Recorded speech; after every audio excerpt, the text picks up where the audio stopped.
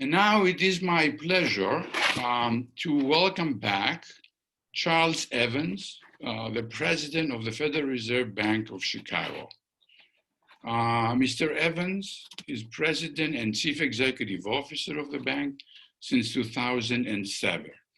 In that capacity, he is a member of the Federal Open Market Committee of the Federal Reserve, which is the Federal Reserve System monetary policy making body. Dr. Evans was educated at University of Virginia and has a PhD from Carnegie Mellon University in Pittsburgh. He's a prolific writer. He is active in civic engagements and civic community. And he's a trustee of the Rush University Medical Center and in other places such as Economic Club of Chicago and the Civic Consulting Alliance Board. So without further ado, the floor is yours, President Evans. Well, thank you very much.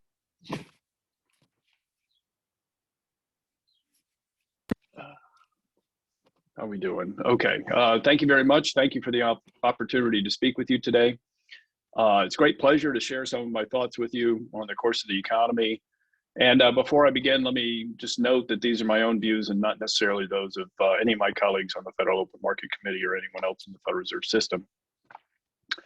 Needless to say, it's been a very challenging year in so many respects. And thank you, Dimitri, for your opening comments. I think your insightful comments about the unevenness of the recovery around the world. I think it's something that we all need to keep in mind, especially when we've been able to work remotely from home, as I'm able to do today. Many Americans can't do that. 578,000 Americans have lost their lives to COVID during this pandemic, and it's just very important that we not forget that. With regard to the Fed, we as the monetary policy authority still have some ways to go before we reach our dual mandate goals of maximum employment and inclusive employment and inflation that averages 2%. We also face many uncertainties and risks on the road ahead, but I'm very optimistic about our economy's growth prospects, and I'm hopeful that our employment goal will be in sight before too long. Yet despite some recent price increases, achieving our inflation goal may prove more difficult. The pandemic has had a devastating impact on our nation. It has taken a horrible number of lives and caused immeasurable hardship in so many different ways. It is difficult to overstate the human costs of this tragedy. Economic development over the past year has been largely dictated by the pandemic and our efforts to contain it. After huge declines in output with the onset of the pandemic, the economy rebounded sharply in the second half of last year, and it is moving forward with a good deal of momentum so far in 2021. Indeed, I, like most forecasters, have been surprised by its resiliency. A key reason for this resiliency has been the ability of so many households, businesses, and nonprofit organizations to successfully adapt and operate safely in the midst of the pandemic. Consequently, activity in many sectors of the economy, such as manufacturing, has returned near or even surpassed its pre-pandemic level. The efforts have been truly impressive. Part of this resiliency also is due to the support provided by fiscal and monetary policies. Throughout the crisis and recovery, federal funds flowing to the private sector and state and local governments, along with low borrowing rates, have helped support the economy. One not surprising feature of the recovery is that sectors of the economy where in-person contact is not necessary are doing much better than those for which social distancing is more difficult. For example, consumer spending on housing, autos, and other goods has increased at a solid pace. In contrast, despite recent improvements, the leisure and hospitality sector is still suffering immensely. Indeed, before the pandemic, employment in leisure and hospitality accounted for only about 1/10 of total payrolls in the economy. Yet the job losses in this sector accounted for nearly 40% of the 8.5 million shortfall in total employment that we saw in March 2021 relative to its pre-pandemic level in February 2020. The impact of the pandemic has been uneven across a number of other dimensions as well. For example, because a disproportionate number of women, minorities, and lower wage workers are employed in leisure and hospitality or other vulnerable sectors, these demographic groups have been particularly hard hit. Worryingly, these shifts are magnifying the long-standing inequalities among these segments of our society. And depending on the path of the recovery, some of the recent changes may leave unfortunate longer-lasting marks as well. Our economy cannot fully recover if a substantial portion of the population is left behind. All told, even though the economy is recovering, we still have a long way to go before economic activity returns to its pre-pandemic vibrancy. Even after the very strong March employment report, at 6%, the unemployment rate is well above the 3.5% we saw on the eve of the pandemic. And many other workers have stopped looking for a job and exited the labor force. Despite these numerous hardships, I am optimistic that the economy is poised for strong growth later this year, which will bring with it further significant improvements in the labor market. One important reason for my optimism is that we have made good progress on the health front. Though caseloads are still worrisome, the numbers are much lower than they were at the turn of the year. Moreover, each day, more and more people are getting vaccinated, and hopefully before too long, much of the population will be able and willing to resume activities such as traveling, attending events, and dining out. Fiscal policy will also provide a big boost to the economy. Over the past 5 months, we've seen 2 large stimulus packages enacted. The $900 billion in relief from the Consolidated Appropriations Act in late December, and the $1.9 trillion American Rescue Plan in early March. This legislation provides further direct stimulus payments to individuals, extends unemployment insurance and lending to small businesses, provides substantial funding to state and local governments, and authorizes spending on programs such as those for vaccines and testing, childcare, housing assistance, and education. With these developments, my outlook for growth and unemployment is much more positive today than it was just a few months ago. Since my forecast is similar to those made by my colleagues on the Federal Open Market Committee, let me discuss mine in the context of their forecasts. 4 times a year, each FOMC participant provides projections of key economic variables. These are released in our Summary of Economic Projections. The most recent came out in mid-March.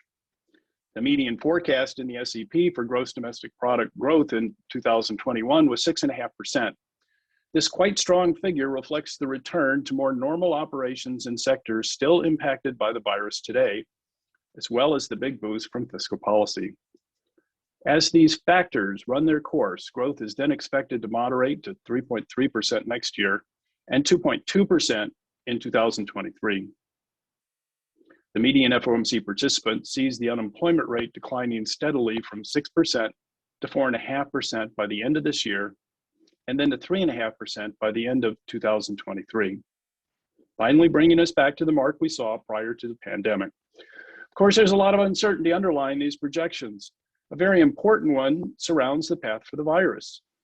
My base case is that the virus will become much less of a public health concern by the second half of this year, but that is not assured, and there are downside risks if people become less vigilant or if vaccine hesitancy or vaccine-resistant variants of the virus impede the immunization process. Another is the speed at which hard-hit sectors will be able to resume business. Will the return to normal be like flipping a switch, where activity and employment in sectors such as leisure and hospitality return to high levels fairly quickly as demand reappears?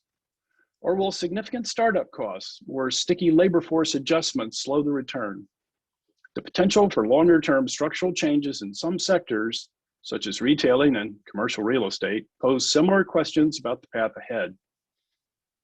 The size and timing of the impact from fiscal policy also are uncertain. For example, with regard to the stimulus payments, Those whose livelihoods have been most severely harmed by the pandemic will spend them quickly, we expect, but others will save theirs and spend them gradually. Similar uncertainties surround other elements of the recent fiscal packages. And then there is the possibility that further spending and tax changes will be coming soon. So we could see more or less impact from fiscal policy than I've built into my projections. Let me turn now to the price stability element of our dual mandate. And this is a far more nuanced story. To set the stage, the FOMC has an inflation target of 2%. Since the great financial crisis, inflation has persistently run under our target, only fleetingly touching 2% a couple of times prior to the pandemic. The pandemic further depressed inflation as demand plummeted for many goods and services with outright price declines in sectors hardest hit by the pandemic, such as air travel and hotel accommodations. To be sure, prices rose for other items that were in higher demand, such as hand sanitizers, autos, and household appliances. But if you look at the overall basket of goods and services purchased by households, as measured by the Personal Consumption Expenditures Price Index, excluding food and energy, inflation has declined from 1.9% just before the pandemic to 1.4% this past February. Core PC inflation then popped up to 1.8% in March. I was not surprised to see such an increase, and I expect to see some further pickup in inflation in the coming months. Part of the increase will be purely mechanical as the low inflation reading from April of last year falls out of the 12-month calculation, a factor that boosted year-over-year inflation in March as well. In addition, as the virus subsides and people resume normal activities, demand should pick up further for those goods and services that are most affected by the pandemic, pulling their prices up to more typical levels. Finally, we are seeing supply chain bottlenecks develop as activity picks up rapidly in some sectors, and these can contribute to temporary price pressures in selected industries. We've all read about issues with steel, computer chips, construction materials, appliances, and other items. But what happens once prices renormalize and supply chains adjust? Will inflation just settle back down to 1.5%? Or will we see a more persistent increase in underlying inflation? And if we do see persistently higher inflation, how much higher will that inflation be? A number of economists have been warning that persistently higher inflation is coming. This has generally been in the context of the effects of the American Rescue Plan Act. They argue that the ARP is too big, will overheat the economy, and will generate higher inflation that we really ought to be worried about. But two important questions often are left unaddressed in their arguments. How high is this higher inflation? And what is the mechanism generating it? To understand these concerns, you need to have some coherent framework for thinking about the inflationary process. The standard inflation expectations augmented Phillips curve model is one such framework. This model tells you that inflation is related to economic slack, supply shocks, inertia in the inflation process, and inflation expectations. This is the model Janet Yellen often used when she was Fed chair to frame her discussions about inflation. Two economists on my staff, Jonas Fisher and Leo Malozzi, looked at a few alternative scenarios for inflation that might accompany the ARP. They took some standard calibrations of the resource pressures that might be generated and then ran those through several versions of the inflation expectations augmented Phillips curve. What did they find? In most of the models, the increase in PCE inflation relative to baseline over the next several quarters is fairly modest, topping out somewhere between 0.5 and 0.75 percentage points. And these increases don't last that long, largely dissipating in 2 or 3 years. One specification did yield some larger and persistently higher readings on inflation. This was a model in which inflation expectations were assumed to vary with recent inflationary experience and included so-called speed effects, in which the change in unemployment, not just its level, influences inflation. Here, PCE inflation increased by about a percentage point in some scenarios and a feedback loop between higher actual inflation and inflation expectations meant the higher rate was largely maintained several years out. The lessons from these exercises are well known. Coefficient on resource utilization in the Phillips curve is small, so that resource pressures on their own will have a limited impact on inflation. As an example of recent work documenting this, I would point you to a paper by Jonathan Hazel and co-authors that controls for simultaneity bias by analyzing state variation in prices for tradable goods, and still finds that the Phillips curve is quite flat. They find that it's a bit steeper than our standard measures, but it's still quite flat. Furthermore, even the modest effects of resource pressures on inflation will go away as those pressures dissipate. To generate larger and persistently higher inflation, you need higher inflation expectations.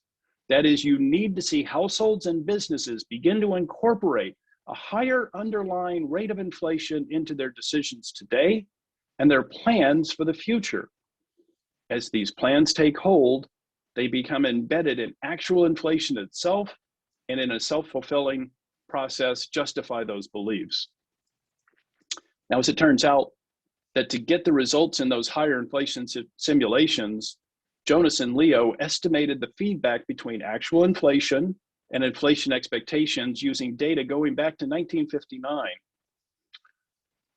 We seasoned veterans, I think that refers to the maturity and age of all of us, remember that when working with data from the 1960s, 70s, and 80s, we usually estimated accelerationist Phillips curves, in which the change, not the level, the change of inflation was driven by the output gap. In these models, even if resource pressures were eliminated, inflation would remain at its new higher level. If resource pressures were maintained, inflation would continue to spiral upward. And theory gave us a very credible underpinning for this accelerationist result. It could be explained by a strong and long-lasting sensitivity of inflation expectations to recent inflation experience. It seems to me that such an accelerationist view is on the minds of many of those warning now about an outbreak of inflation. I think the risk of this scenario is remote, the accelerationist viewpoint. Inflation certainly wasn't spiraling upward prior to the pandemic, when the unemployment rate was at a historically low 3.5%. Furthermore, given the low inflation experienced over the last 15 years, inflation expectations have likely drifted noticeably below 2%. For example, the 10-year Treasury rate is just 1.6% today. That low rate can hardly reflect outsized inflation expectations on the part of financial market participants. Even with the increases we've seen in recent weeks, inflation compensation priced into Treasury markets over the 5 to 10-year horizon are still noticeably below where they were in 2012 and 2013, a period when one might argue that inflation expectations were more aligned with our 2% target, although I think they were a little light then. So there is evidence that there's no evidence that inflation expectations are spiraling out of control. Indeed, I have to say that I hope we do get some feedback between actual inflation and inflation expectations as we move through the year. If expectations move up, then we could make some real progress towards reaching our inflation target. So we will be watching measures of inflation expectations very carefully, and I would not be concerned about inflation moving persistently too high unless we saw some quite outsized movements in financial market pricing at the longer maturities or in survey-based measures of inflation expectations. Now, what are forecasters actually looking for? Well, according to the March Summary of Economic Projections, the median FOMC participant sees core inflation rising to 2.2% by the end of this year, and then slowing to 2.0 next year before moving up slightly to 2.1% in 2023. That's better than the 1.8% we have today. And while I can't speak for others on the committee, my outlook is consistent with some increase in longer run inflation expectations. But does it mean we've reached our inflation goal? Before I answer this question, let me say a few words about our policy goals. Congress gave the Federal Reserve a dual mandate to achieve maximum employment and price stability. Last August, after a lengthy review, the FOMC revised our long-run strategy statement that operationalizes this mandate. First, we stated that our employment goal is broad-based and inclusive, and that our aim is to eliminate shortfalls of employment from our assessment of its maximum level. This term shortfalls is really significant. In the past, we characterized our employment mandate in terms of eliminating deviations from some long-run normal level of employment. Under the new framework, the FOMC will not be concerned about high employment or low unemployment unless it is also associated with undesirable inflationary pressures. To state this a little more strongly, we really seek vibrant labor markets, and low unemployment rates are not the concern. It's only if inflation ends up being incompatible with our mandates. With regard to our price stability objective, we indicated we want to achieve inflation that averages 2% over time. This averaging is important in order to center longer-term inflation expectations at 2% and thus achieve our target on a persistent basis. Therefore, if inflation has been running persistently below 2%, we need to have inflation overshoot our goal moderately for some time to bring the average back to 2%. As you know, even before we adopted this new framework, monetary policymakers responded to the pandemic swiftly and strongly. In order to support the overall economy, we brought the federal funds rate down to nearly zero, introduced a host of liquidity and credit facilities, and purchased US government securities on a large scale. While the emergency actions are behind us, today the federal funds rate remains near zero, and we continue to purchase securities at a pace of $120 billion each month.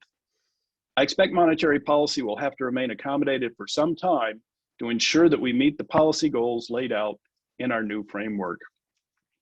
With regard to our employment mandate, an important gauge is the unemployment rate. The median FOMC participant estimates that the longer run unemployment rate is 4%. In other words, after the effects of various shocks to the economy dissipate, the unemployment rate should naturally settle at 4%. The median FOMC forecast has the unemployment rate falling below this level by the end of 2022. So our employment mandate is within sight. Now, the median inflation forecast I just mentioned is at or somewhat above 2%. But after years of underrunning our target, in my view, these increases and down the road, some even higher rates of inflation are needed to get inflation to average 2% and to solidify inflation expectations about that number. So I see the need for continued accommodative monetary policy to reach our goals. So what does this mean in terms of our policy tools? The FOMC statements, released after each meeting, provide some guidance. The one we just issued in April reaffirmed that it will be appropriate to maintain the current target range for the federal funds rate until labor market conditions have reached levels consistent with the committee's assessments of maximum employment and inflation has risen to 2% and is on track to moderately exceed 2% for some time. In addition, the Federal Reserve will continue to purchase assets until substantial further progress has been made toward the committee's maximum employment and price stability goals. Judging from the most recent summary of economic projections, those conditions will not be met for a while. The median FOMC participant expects the federal funds rate to stay in its current low range of 0 to 0.25% through at least the end of 2023. So policy is likely on hold for some time. So let me conclude. We still have quite a way to go before we return to pre-pandemic levels of employment, but given the growth prospects for the economy, I am confident that we will be making good progress toward our inclusive employment objective over the next couple of years. I expect inflation will pick up in the near to medium term, but affirming in inflation expectations will still be needed to achieve our goal of averaging 2% inflation over the long run. Thanks very much, and I look forward to your questions.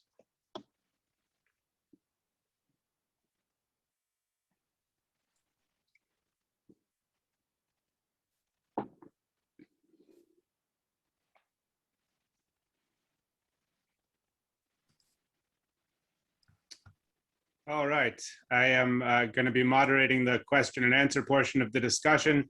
If members of the audience have questions, you can submit them through the Q&A function. There's a button at the bottom of your screen. If you type those questions in there, I can then put them to President Evans. And while the queue is filling up, I'm just going to start off by asking you about what we're seeing in labor markets. We have heard some employers, particularly in the low-wage service sector, complaining that they're experiencing surprising difficulty in finding enough workers to fill vacancies. Are you hearing those kinds of complaints from businesses in your district, and what do you make of them? I do hear a lot of those concerns expressed. I talked to a number of business people, community groups, and it's definitely the case that businesses will mention that it can be more challenging to find the workers. Now, sort of left unstated at the outset of a conversation like that is sort of like finding the workers at the existing wages. I think the wage story is an important addition to this. Now, let me just be clear. I mean, I think there are a lot of people who are still struggling to go back to the labor market because of the COVID risks that they're still experiencing, the in-person contact that those jobs involve, and their concerns. I think the childcare concerns with the nature of schools being and where they are, plus their normal childcare help, that's also very difficult. So I think that there are a lot of reasons why workers are struggling. I also think it's the case that a number of businesses are doing extraordinarily well, and in fact, they're trying to add shifts. I've talked to manufacturers that sort of describe how difficult it is to find workers, and then upon further reflection, it's kind of like, well, they're trying to add a third shift in a area in a time where that's not what they normally do. And so one can only imagine what a worker's longer term thinking about how long that job might last. So there are a lot of different elements to this. I don't get really nervous about the implications of this until I understand whether or not the wage situation is changing. I think it would be very natural for wages to have to move up in order to attract the workers. Labor share has been falling during the last many years, and so it's sort of a natural cyclical response to see wages going up. It can be funded, if you will, through productivity growth as well, so it need not be inflationary, but that will be one of the things that we'll be looking for in terms of cost push types of inflation that we have not experienced in a long period of time. But if these concerns about overheating and all of that are taking place, it ought to be that accommodative policy would be part of that, and so cost push would be important. At the moment, I don't see that, but businesses are definitely reporting this. Binyamin, as you know from your time reporting on the Fed and the economy, we find these periods during expansions where that's not an unusual part of the cycle. But monitoring it is very important, and I do take very seriously that businesses have challenges. I want to ask you about the phrase you used about inflation quite outsize movement in inflation expectations or in bond markets. We've seen a little bit of movement. What does quite outsize look like? At what point do you become concerned about the size of those movements?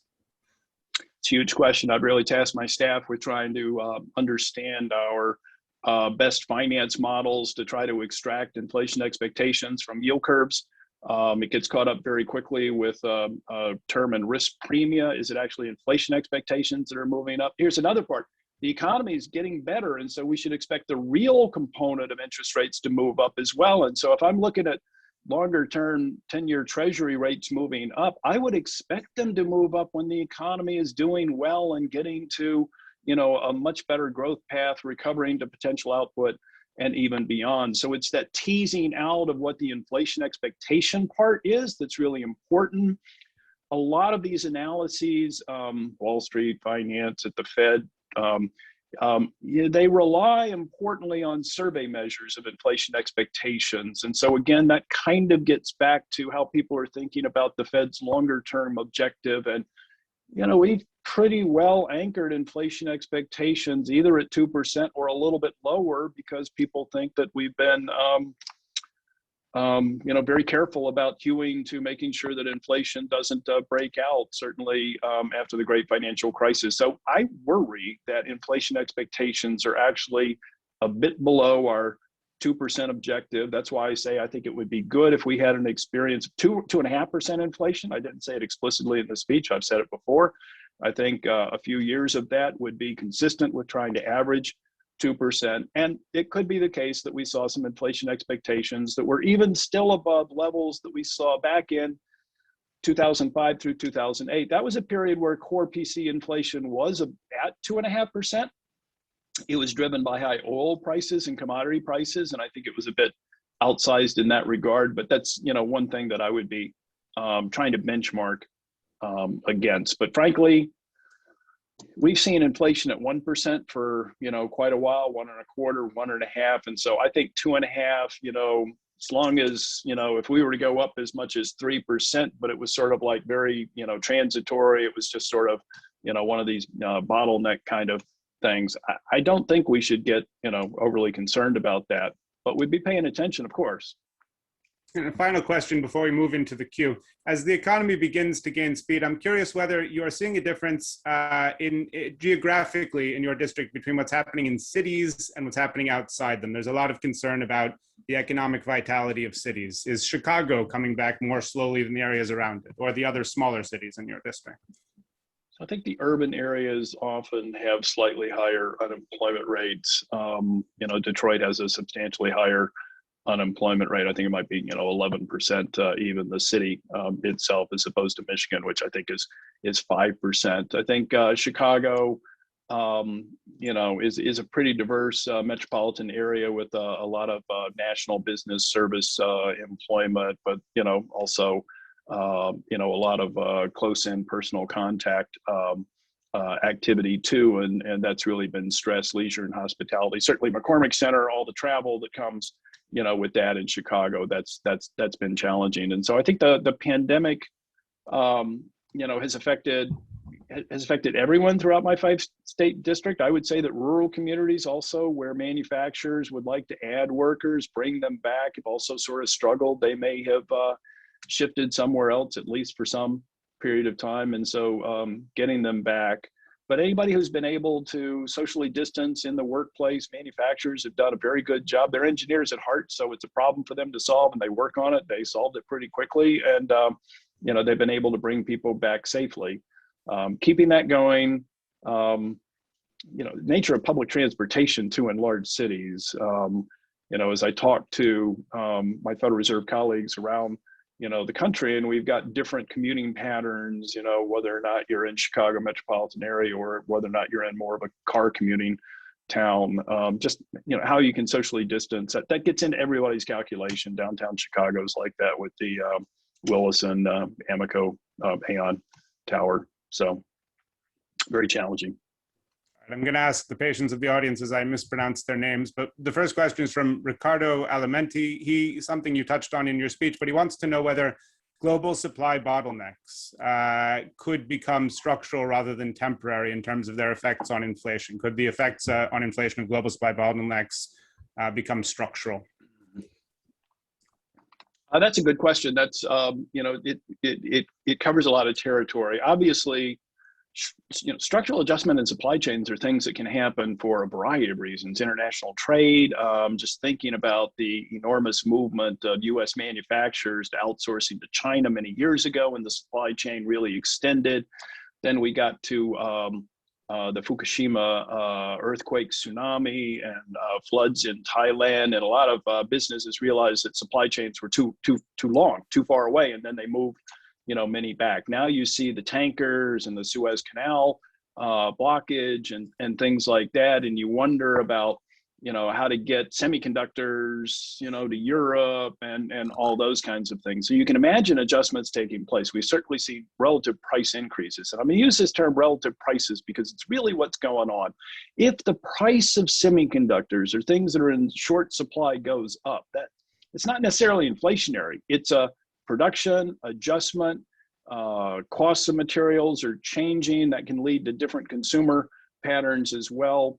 You could imagine that the level of prices moved up because those goods are in such weight in a market basket that they move up, but they would not be inflationary per se. Once the relative price adjusted, even if it was an outsized increase, there'd be no further reason for those relative prices to continue to move out of line unless there's something else going on. It's monetary policy and our accommodative stance that either feeds that further price increase approach the way it did with easy monetary policy in the 60s and 70s, or the way it didn't feed it with the Volcker policies in the 80s and the Greenspan policies to get average inflation rates down from 4% down to 2% and then lower. And so it's that combination of accommodative monetary policy that doesn't appreciate fully that inflation expectations have moved up and out of line with our 2% objective. Those are the things that we will absolutely be looking at. I'm confident,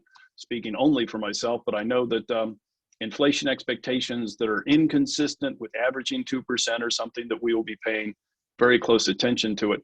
Relative prices, nor productivity growth. The extremely strong productivity growth in the 90s was the flip side of this that could have led to very low inflation for a long period of time. But it comes down to how the stance of monetary policy. When you get that right, you'll get 2% inflation on average.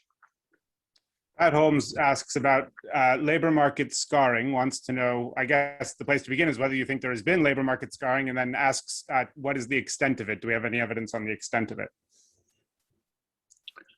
I think you just have to be very nervous about the possibility of labor market scarring. I think that so far it's much too early to know that, but just think about the school system. Just think about children not able to interact, with other children, the social interactions, everything that comes from those experiences, and they help build skills, all kinds of skills that help facilitate success and productivity in the labor market. And so those are things that we're just not going to know about for quite some time. And hopefully we'll be able to take appropriate countermeasures too to help mitigate and get to a better situation there. I think in terms of skills, we benefited strongly by having the unemployment go down to 3.5%.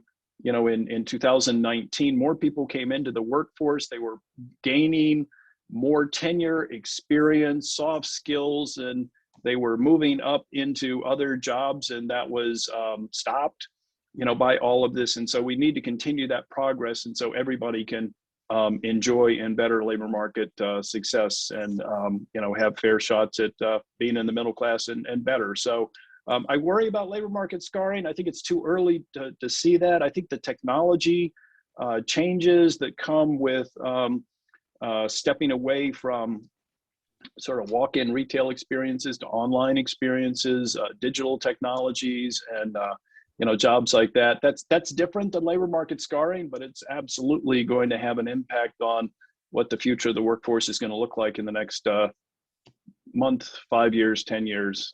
And we should be doing everything that we can to facilitate everyone's possible success, and so that we utilize all of the workers. Everybody who wants to work, they ought to be able to get a job, they ought to be able to contribute, and we're going to be that much stronger and competitive going forward. There are several questions in the queue about financial markets and financial stability. Thorvald Grungmo asks, there are risks to financial stability from accommodative monetary policy for too long. What can the Fed do to address financial stability? And he gives the example of margin requirements in financial markets. I think we always have to be mindful of financial instability risks. I think it's much broader than just the central bank and the monetary authority, but it's the financial regulatory system. It comes with how bank supervision is undertaken and all the regulatory scrutiny of the regulated financial entities, and also the ones that are outside the regulatory framework. So, I think that's important, and it's a much bigger job than just the central bank and our monetary policy setting. Our mandate is to support maximum employment and price stability. If the pursuit of price stability, 2% inflation, is so difficult that we can't achieve that without low interest rates for some period of time, and that has this financial instability risk, that means the financial system needs to be shored up by other actors, other regulatory actors, the private sector response, proper risk mitigation through pricing of things like that. So, the setting of interest rates is important. It's just that at a theoretical level, and Binyamin, you're an expert on Milton Friedman. Milton Friedman, described optimal monetary policy as the Friedman rule, and in fact, that was zero nominal interest rates. I mean, nobody really at that time talked about how that could be a problem for financial markets if optimal monetary policy was zero nominal interest rates. So there's something about the financial system that's very different than that, I guess, somewhat simple but clear analysis. And we always need to be mindful of what that means and whether or not there's proper risk mitigation through financial markets that are pricing risk appropriately. But yeah, we have to be mindful of that. And so we're looking very carefully at all the risks, commercial real estate risk, risk taking, and all the markets.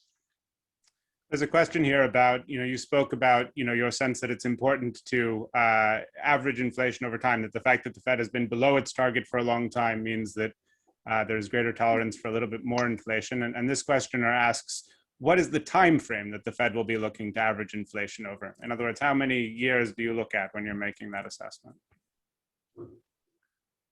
So I want to applaud Chair Jay Powell for undertaking this review of monetary policy. It was undertaken as sort of a regular review. Let's take a look at this. We thought that there were some things that can be improved upon. I think Vice Chair Clarida was very important, and the entire committee at looking at this. I think we made great strides, and I think we pointed out how important it was. We were struggling, in my opinion, and this is my opinion as the Fed, we were struggling with what we meant by our symmetric 2% objective. And we were struggling to get inflation up to 2%. And as I looked at the Bank of Japan's problems over the last 20 years and the ECB's problems, going into 2011 and getting inflation up, I always thought that the Fed needed to be more aggressive and more willing to embrace inflation rates above 2% so that we could average 2%. I would say our new long-run strategy has many elements of that. We've indicated that we should be averaging 2% over time. We've indicated that if inflation has been underrunning our 2% objective for a substantial period of time, that we should seek to overshoot. But we talk about moderate overshooting, and we can have discussions about what moderate means. We have not had any explicit formula or any explicit time frame for how long this would take place. And I just simply pointed out at certain times, wow, if we're going to average 2%, it's going to depend on how far back do we start, what's the overhang or underhang, if you will, for inflation that we ought to be averaging out. And unless you're willing to get inflation up to like 2.5%, and if you just start at January 2020, there's a long ways to go still to average 2%. So we're not going to have a formula. We're never going to get to a point where we all agree on something like that. But it's going to be we intend to overshoot. We intend that 2% should not be a ceiling. I always thought that coming out of the last cycle, if we didn't get inflation up to 2%, we were going to have a real problem with people thinking that 2% was a ceiling. Well, we didn't really get above 2%, and we got out of that cycle, but something really big happened. And so hopefully nobody can hold that too much against us. But I think it ups the ante for following through on our new strategy, and I'm confident that we will. You talked about the need to have a theory of inflation, and Jalal Khanas asks, do you still take the Phillips curve seriously? He says, given that it proved that it doesn't reflect reality, let's maybe soften that a bit and just say that it hasn't been as wonderfully predictive as many believed it would be.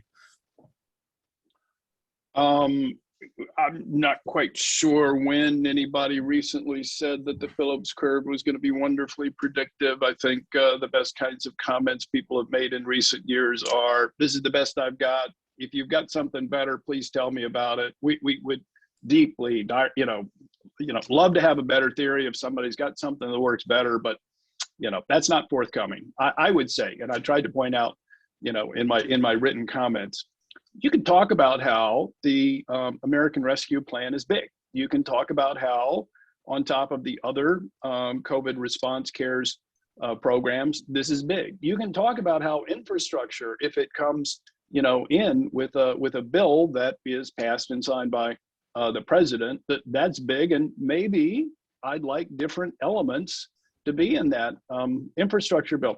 That involves politics and how they get the yes and all of that are way beyond anything I can understand. All I know is when we've got this fiscal support, our forecast looks like it's going to be a lot stronger, and it's getting back up to potential much quicker. We're going to overshoot.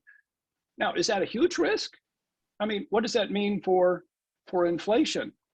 We have to have a viewpoint of what the inflation process is. And it's not just enough to say, we're going to overshoot, it's going to overheat, therefore in high inflation. It's like, I need to have a disciplined approach for bounding, thinking about how big that inflation is. And so my staff came up with some pretty good analyses. And it's the kind of thing that you can look at what other people put on the table. So if you've got a non-Phillips curve model of what inflation is, tell me about it. Let's see what the prediction is. Money growth fell out of favor a long time ago. I can put a lot of weight on inflation expectations, but that's just putting it in a black box. And now we have to talk about how those expectations are formed, and it might be from a Phillips curve or something. So there's a lot of details, and I'm very open-minded to a better alternative, but it's got to be something that's on the table that I can look at, examine, evaluate. So I guess, this question, and I'm not actually going to put them to you, but there's a question from a monetarist in the queue who wants to know how you think about the money supply. There's a neo-Fisherian in the queue. There's a lot of different theories of inflation dynamics out there. Does it hamper the Fed that it has been difficult to articulate how inflation works, how you think about inflation? Is that a problem for monetary policy communication? You wrote a book about how economists talk amongst themselves, and we're willing to have these academic go into a room, roll up our sleeves and argue very loudly, but how that actually matches data and experience is sort of like, it's theory. So it's like, neo-Fisherian. Well, the neo-Fisherian is really kind of interesting because, you got this Fisher equation, and it sort of turns the policy direction, on its head. So I just don't find that very appealing. The fiscal theory of the price level is also something that could be, sort of interesting. If the debt is so high and if nobody's ever going to raise taxes in order to pay for it, then prices are going to, go up. There's just no evidence for that. We need to be able to evaluate something. The money aggregates sort of disappointed us a long time ago. And we don't really have, financial innovation being what it is, you can't really come up with a good construct there. So if somebody, has come up with a better model, I'm all ears, but, just because you don't like Phillips curve and things like that, you really got to bring something to the table that's got a track record that actually works, and I'm not aware of it. I have a question from Regina Schleiger. She asks, given the employment mandate is in sight, what are the implications for Fed policy of markets continuing to fret about overheating and challenging the Fed to blink if inflation remains shy of your preferred comfort zone? Well, I think what's really outstanding about our new long-run strategy is we, have pointed, to the fact that it's very important to eliminate employment shortfalls. And so when unemployment is high and the labor market ought to be more vibrant, we need to be paying attention to that and trying to support better labor market outcomes. If by whatever measure you want to use, we've achieved labor market vibrancy, if we've achieved inclusiveness so that there's really no racial differences in unemployment or employment experiences, then that's wonderful. Should we stop? Tell me what inflation's doing. If inflation is low, we're supposed to be getting inflation too. I think it becomes, if we've met the employment mandate, let's look at an inflation. So if we haven't achieved 2% inflation, if we haven't done it on average to the point where people know there's not a ceiling, that it's going to be, however you want to call symmetric, we're going to be averaging 2, then we should continue to have accommodated policy. Now, accommodated policy doesn't have to be at 0, of course. I mean, 1% federal funds rate would still be accommodated under most circumstances. It's going to depend on details of real interest rates and things like that. But I mean, if we had vibrant labor markets and inflation, somewhat above 2%, do you need the effective lower bound setting of the funds rate? Presumably, we'd be looking for monetary accommodation that's somewhat off 0. That's what our September 2020 statement indicated. We're looking to keep, the funds rate where it is until, our employment mandate is in sight, and we've got 2% inflation, and it's looking on track to overshoot. Then we'll continue to be accommodative, but that's not necessarily a 0 setting. So we'll have to be looking at what financial markets are saying. We'll have to be looking at those long-term interest rates and what the yield curve analysis is telling us about inflation expectations. And are we meeting our inflation target objective? That'll be the question. I want to ask you about global dynamics. It is looking increasingly like the United States is going to come out of this more quickly and in better shape than other developed nations, and certainly than the developing world, partially because of differences in the health response. We're getting vaccinated first, partly because of differences in the fiscal response. We seem to have done a better job stimulating and preserving our economy. How does that influence monetary policy going forward if we're once again in a situation, as we were to some extent after the last crisis, where there's this growing divide between our trajectory and the trajectory of the global economy?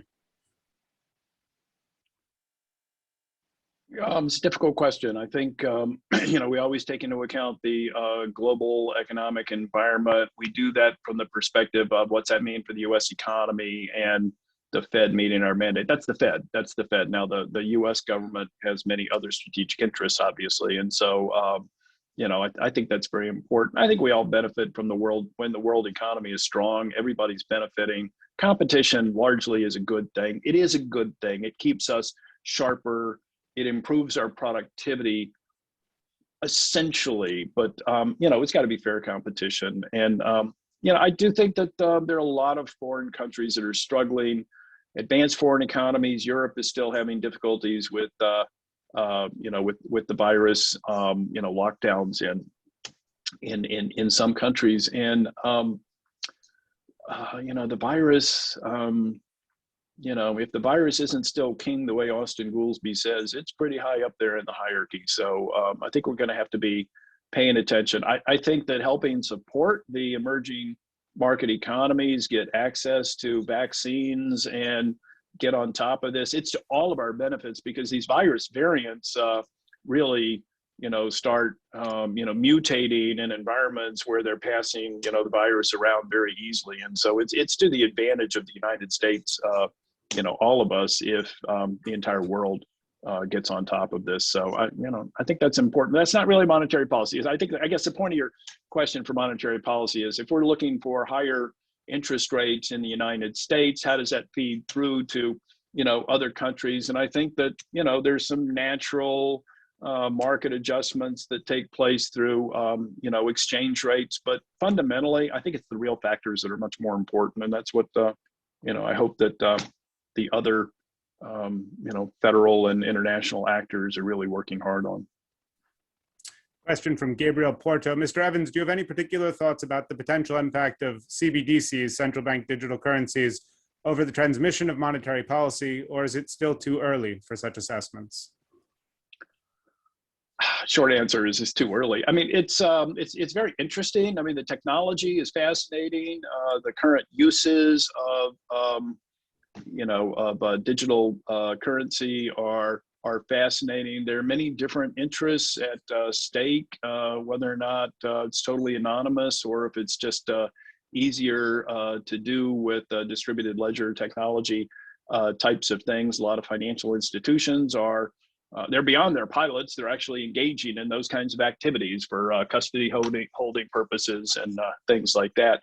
But there are a lot of technological aspects to how do you get to scale? What are the computing requirements and all of that? And I think that the Fed has been looking into this. The Boston Fed is a very interesting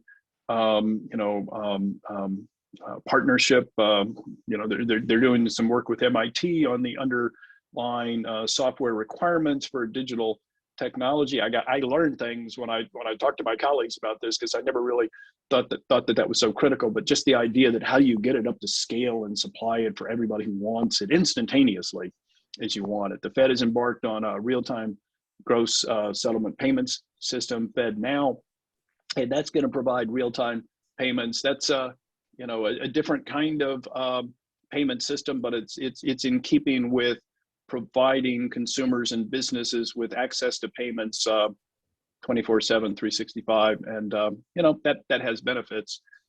Does it affect the monetary policy transmission mechanism? I think we have to study that. I think we certainly need to have an opinion on that. Other foreign central banks have looked at it very carefully, and I know that the Board of Governors and other actors in the Fed are looking at this, around the Federal Reserve System. So it's still early days. You spoke about the prospect that this crisis and its aftermath will heighten economic inequality. Obviously, the Fed's primary response to that has been that you're trying to get unemployment as low as possible. But it's been a subject of growing research in the Fed system. And I'm curious if you can just talk a moment about what you're seeing in terms of increased inequality and what opportunities there are for policy engagement and response. Yeah, I think inequality is the substantial increase in inequality, wealth inequality in the United States and around the world is a continuing challenge for so many individuals, households, future success. Mosh Mazumdar at the Chicago Fed has done a lot of research on intergenerational mobility. How easy and difficult is it for somebody who's in the lower income distribution for their children to move up? And it's very, very difficult. And so what are the underpinnings for that? From the lens of monetary policy, it's much too narrow. I think it's very useful when the Federal Reserve and our central banking responsibilities, think very hard before they undertake restrictive financial policies that make labor market vibrancy that much more difficult. Making sure that we understand what our objectives are and using policy, very, very carefully is important. But inequality and addressing that, it has, it's so important. It has to do with access to education, people having opportunities to, get, better educational opportunities leading to job opportunities. Racial, equity is really very important. There's, long history of discriminatory redlining behavior, in lending. There are just many, many, issues here. And, we look at this in the Federal Reserve System through our community development and policy studies efforts. We partner with, local groups, urban, rural, people who are interested in economic development, trying to identify what, some key factors are across different communities, whether it's an industrial cities initiative looking at what used to be, previously vibrant, industrial, medium-sized towns that because of automation and whatever reason, they're struggling. I think you keep coming back to job opportunities are important. Summer jobs are very important. Having access early on in your career to, to be engaged in the workforce and seeing the benefits and then, following that through. So, we've got a lot of work taking place around the Federal Reserve System.